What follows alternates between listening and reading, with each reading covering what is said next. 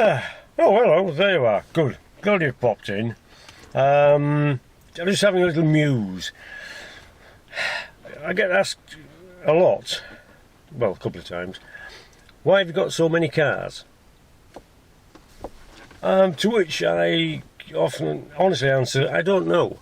I don't know why I've got so many cars. Apparently, I like cars, and why not? Aren't justifiable answers, aren't proper answers. So, I can't explain why I've got so many cars, but perhaps I can show you why they've come about and in what context that they exist in. Right, so shall I start from the beginning?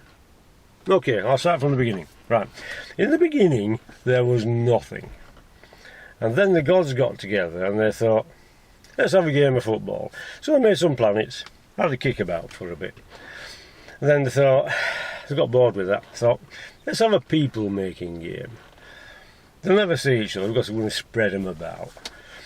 So that went okay for a bit, and here we are now. Adam and Eve, well, they must have been lefties because they couldn't get their heads around the fact that there's some things in life you can't do. You know, don't eat the fruit off that tree. It's simple enough, isn't it? You only had one job. There's everything. You got paradise. Why do you want that apple? Madness. Anyway, so well, basically, fast forward to a couple of 100 years ago. If that, well, it's probably less than that, isn't it? It was about 100 years ago, ish. Orville. So, yeah, sorry about that, I just went off on one there, so I thought I'd cut that out. Right, so, anyway, God invented Otto, and Otto invented the 4-stroke petrol cycle. Suck, squash, bang, blow. Okay? And people were good, people were happy, Henry Ford was ecstatic. He was building cars that people appreciated to a T. Then Rudolf Diesel thought, that's a very well with your petrol engine, but I'm sure I can make an engine that will run on pig piss. So Rudolf Diesel made an engine that would run on pig piss. Okay, he had to add some diesel to the fuel mix to make it work, but it worked okay. And the people were happy, and the people were joyful, and they made Volkswagens and submarines, which weren't quite so good, but typical. Anyway, never mind that. Where were we? Oh yes, the diesel engine. Right. What? Sorry? Sorry. Oh, you wanted to be the beginning of my story, not the beginning of the... Oh, see. I do apologise, just went off on one there. Right, okay then. In that case, we better start with him. Oh, good, you're back. Me too. So, there we were, living on the boat with the cats, which is why, on how, you get 2 Cat's Tales books. The Adventures of Romy and Remy and the Continuing Adventures of Romy and Remy, and there will be 3 more. I'm going to do the book of a series of 5, okay, but not until I've retired, which is about December. First job, finish the books off, and then I can come out to play. But anyway, there we go again, I'm rambling. So, the Mercedes W123 we had, the 2 litre, which was beautiful, it was lovely, but the heater matrix it started leaking, and apparently, according to folklore, Mercedes start with an heater matrix and build a car around it. So I thought, I don't need this. I should have kept it, it would have been lovely now, but anyway, too late now. So we thought, well, let's go out and buy an Astra. We'd used Astras, this is the Astra F 91 to 96 model, the friendly looking one, the one I like. And we had one as a pool car at work, and I used it a lot, and I was quite impressed with it. So I thought, oh, I'll look for one of these. So I looked for one, and I found one. It's a 95 Astra 1.7 turbo diesel with the Isuzu engine, and it cost the grand total of £6,000. It's the most I've ever paid for a car, and that was back in '98. And we kept it for ages. In fact, kept it quite long, because it's still here. Oh, come on now, play the white man. Sorry about this, he's very shy, he doesn't get out much. Let's have another look.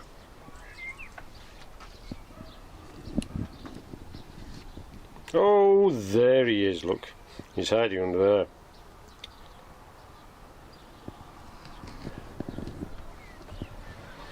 I said I didn't get out much. So, we kept it forever. The mechanic at Walsh's vehicle garage once told me, you change the oil on that engine every 5,000 miles, it'll last forever. Well, we're certainly doing pretty well now, because if you look back through some of my previous videos, you'll come across one where we started up the, we call him Im, or Frida calls him Im, where he's the 95 Astra diesel estate. And he's a manual 1.7, and we loved it. We went everywhere and it was great. Then Frida took it over and it started to look a bit ropey around the edges. We had the sills welded, we had the wheel bearings done, all that kind of thing. It was starting to get a bit tatty, so she complained. So we got something else, and that was him. But he was so friendly and useful and a generally nice spirited car that we couldn't really get rid of him. Besides, when I put him in the garage, he was fine. It was just a case of getting around to do some body work when I got a chance. It never happened. It's going to have to happen in the future, because it's a job I need to finish off. And here he is, and he's going to get sorted in a bit once I finish the books. Okay, so hey, that's the Astra 1.7 turbo diesel in the garage. And that's the first one. That's one of them. Now, of course, the reason I'm keeping it is because it's okay. In fact, I was going to throw it away. Then we've dragged it out a long while ago. If you look at the previous video, he was fine. There's no smoke. He's lovely. He's got a few issues, but problems, but it's going to be okay. So that's the first one. So we're keeping that one because A, it's friendly, B, it was great, and C, it just needs a bit of tidying up, and it's usable. Okay, that's the first one. Now on to Ebu.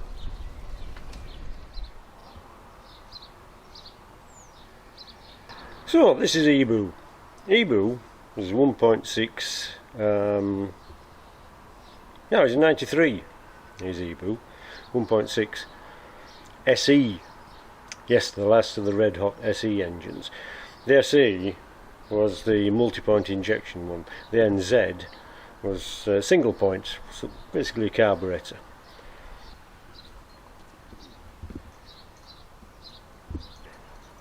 Ebu came about because things got a bit tight, so I thought I need to get to work, so I'll get a scooter. I think it was a 250 Yamaha twist and go. God, it was awful. You had to have half an hour on for every trip. You had to get the stuff on, you had to get dressed, you had to get the blooming ass on, you had to get it warmed up, otherwise it'd leave you dead in the middle of the road. And then this was through winter, so it was cold and wet. I'm surprised I'm still alive, to be honest. But although yes, it was very economical, yes, we got to work most occasions, until the MOT came round. Then everything else saved with the fuel and the running costs. Blew it on the MOT. Needed a back wheel and an exhaust. The exhaust must have been 3 foot long, 50 quid. Mad, absolutely chuffing bonkers. So, kicked that into touch, and I thought I need to get behind glass. So I had a look on Tinternet, and there was an Astra for sale, 300 quid in Wakefield, I think. I didn't care what it looked like. It's an Astra, know about Astras, let's go have a look. Bought it, and here he is. And I have to say, he's lovely. Some cars you can get in and it just feels right. It feels warm, cuddly, embracing. Some cars are horrible as well, but that's a different story. But Ebu is lovely. It's a diamond edition, there's no aircon, and it's automatic most of the time. There's a fault with the gearbox. Not sure what we're going to do about that, but two of the solenoids aren't working, so it won't shift properly, so the S light flashes all the time. Sorry, itchy nose. But we'll come round to it. So I'm keeping Ebu because he's saying to save me from getting killed on a scooter. And I just need putting back together and sorting out, and need some new suspension. And it's lovely. Besides, I always fancied going to classic car shows with my own car, parking up with everybody else and just kind of sitting there and talking cars and looking at other people's cars and just having a good time. But I never had one, never had a classic car until now. Now, if you keep one long enough, then you've got a classic car. So here we are. So that's why I need to put him back together, so he's going to go to the shows. So, that's Ebu. So, the one we've got so far, because it was a good car, it just needs sorting out and we can use it again. Ebu's here because he's going to be a classic car, we're going to go to the shows. So, what's next? Next is, the Cheap Heat Mark 1 was next. We had him for a while. No, I'm lying. No, sorry.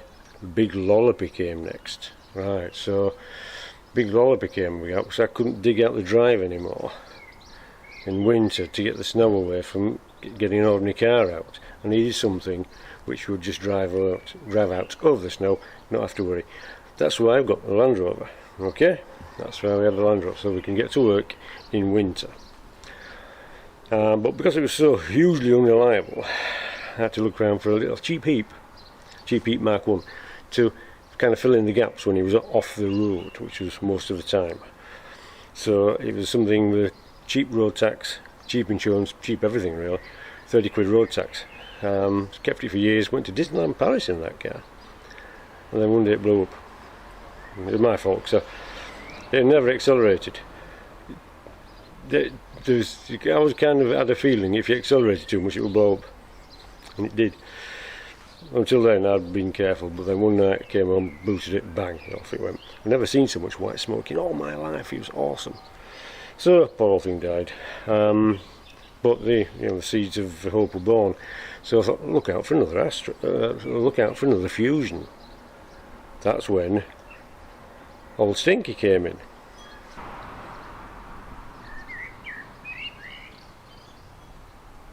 So, old Stinky, I needed a car to get to work because the Fusion was blown up, Lollopy was still poorly, so I needed a car to get to work quickly. So I came across the Fusion, went down to Newark I think for it, picked it up. It smelled of smoke. Cigarette smoke in a car is absolutely awful. Don't do it.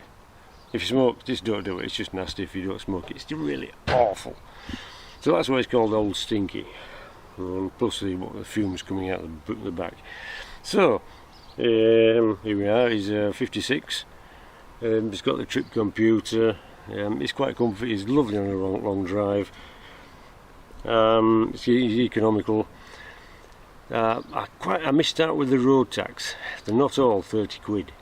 Some of them are 120. 120 or 130. It's probably gone up by now.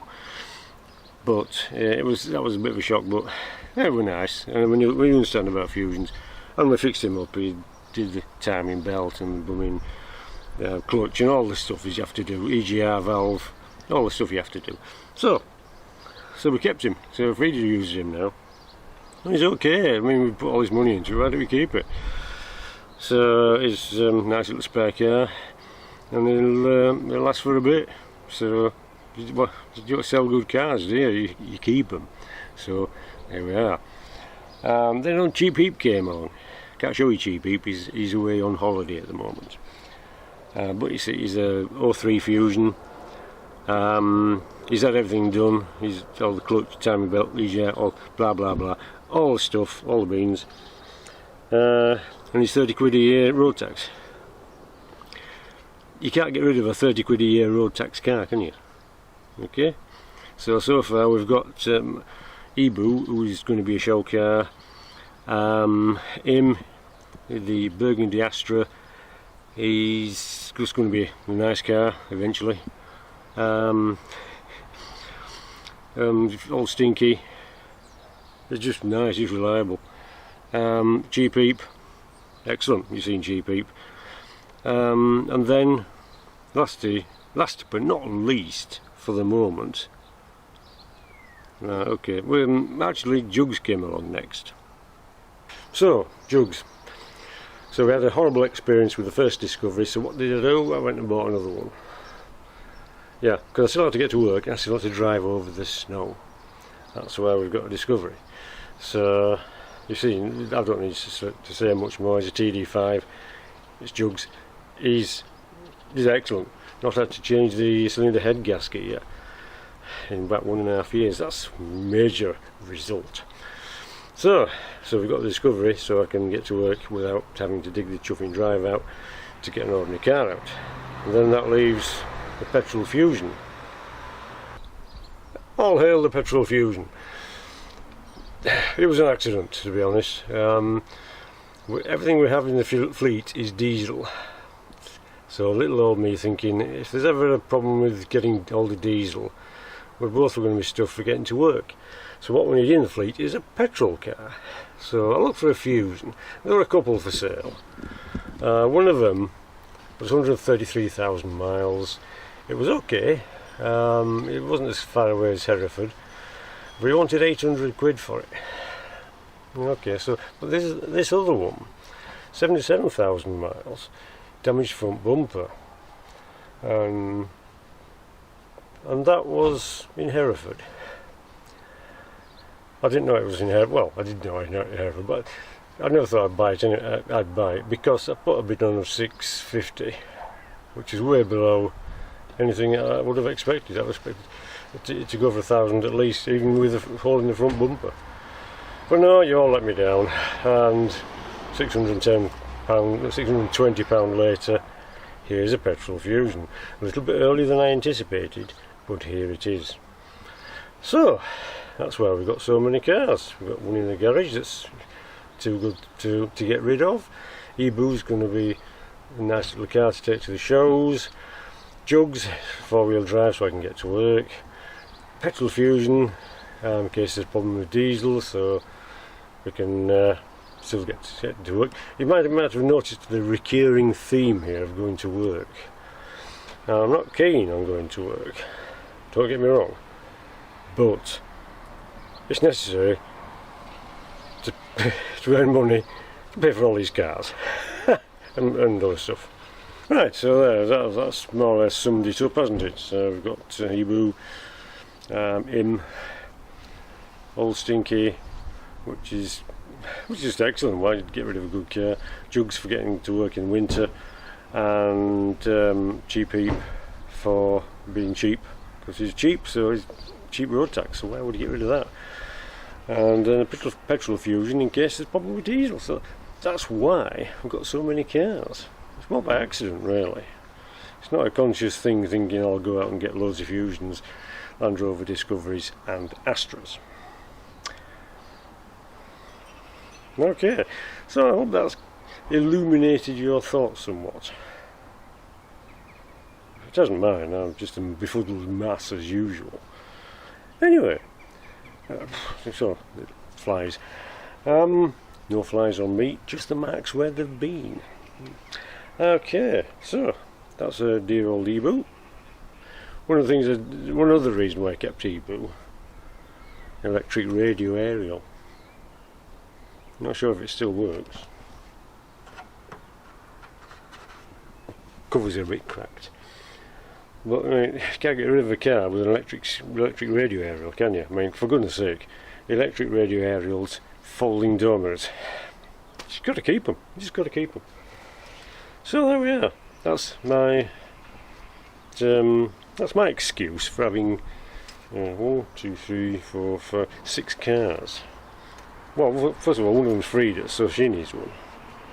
So there we are. I hope that's explained that. Right, gonna have to crack on. Need some tea. probably my new Furious Driving mug. Happy to see it was a proper sized mug, not just a little small pots. Small pots are okay, but sometimes you need a big pot. Right, okay. Anyway, it's been lovely to see you. I hope this has cleared things up. If it hasn't, too bad. It's just the way things are. And oh yes, have a very nice happy Jubilee. Yes, well done to the old lass. Now I have to say she's not looking too well at the moment. Who is? Let's face it, who is? So, like I say, have a nice weekend. Don't get lost or squashed. Thanks for watching. Oh, don't forget to check out Mark on Motoring. He's done a really excellent job of that Furious Driving show just last weekend. I'm impressed with that. Well done, Mark. He won't be watching this, so it'll be alright. Yes, and don't forget to look at Furious Driving as well. It's got a nice thing about rovers. I can't understand why I never had a rover. I had a Morris Oxford and a Cambridge. I never had a rover. I always wanted a rover, but I wanted the P6 with a V8. Anyway, never mind. You get your sends off. Let's crack on. Go get a cup of tea.